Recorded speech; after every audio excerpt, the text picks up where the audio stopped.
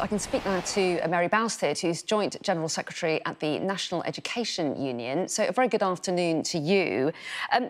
This is big news, obviously affecting lots of different sectors, but tell us how the pay deal that's been offered affects you. What exactly has been offered to teachers and why have you been minded to accept it?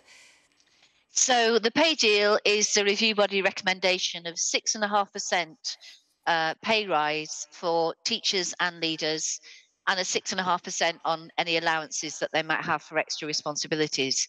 It's the biggest pay award that the independent review body has ever made. And importantly, we've secured guarantees on how it will be funded, which means that frontline support services in schools will not be affected. Well, yes, talk me through that funding, because we have heard from the government they're not going to borrow anymore and they're not going to put taxes up. And they've talked about reprioritising within departments. And the fear is that to fund these pay rises, they may have to be cut somewhere within that department. So you're saying you're getting extra money to make sure that schools won't lose out? Yes, well, we've received guarantees that the funding will not come from the schools building program, because school buildings are in a terrible state. It won't come from spending on special educational needs, and that it won't come from post 16 funding or from attained nurseries. So we've received written guarantees that the funding will not affect frontline services in schools. What the vast majority of schools will find the pay award affordable, because head teachers will have budgeted for a 3.5% pay rise, because that's what they were advised to do. That's what the government said to the SDRB. The pay review body was affordable from the government point of view.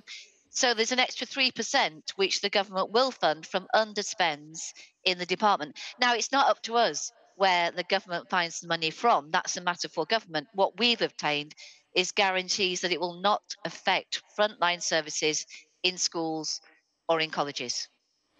And you and the other union leaders have said that you'll put this offer now to your members, but you're recommending they accept it.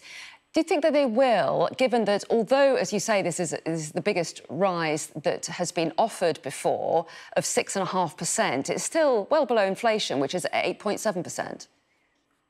Well, that will be up to the members, but we will say to the members very clearly that this is an offer that we think they should bank. They should accept this offer, because it is the biggest rise that they've had in years. We have by their action. My members have taken 8 days of strike action.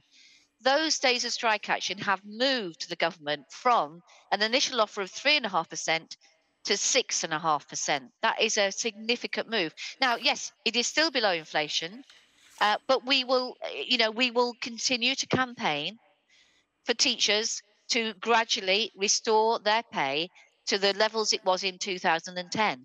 We always knew that it was going to be a very tall order to get there in 1 year. What we're saying is this is a good start. So you wouldn't rule out strike action in future?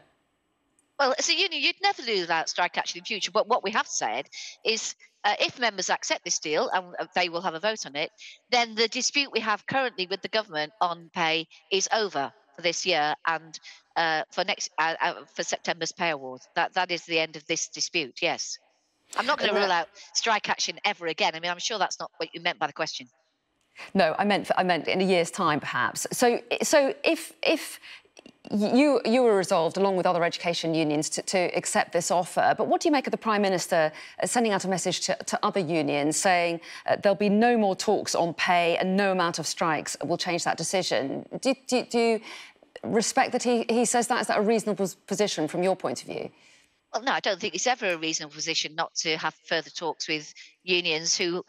It's very hard to take strike action in this country. The thresholds, the rules around strike action are such that the International Labour Organization says that the government's not acting according to international labour regulations. So, no, I wouldn't say never having any more negotiations is a good move. But I can't talk for the Prime Minister. He's got to make his own announcements. I always think you should negotiate with unions. We have had negotiations with the government. They have agreed to honour the independent pay review body, and we have agreed to put that offer to members and to say to them, this is the best offer you're going to get through negotiation.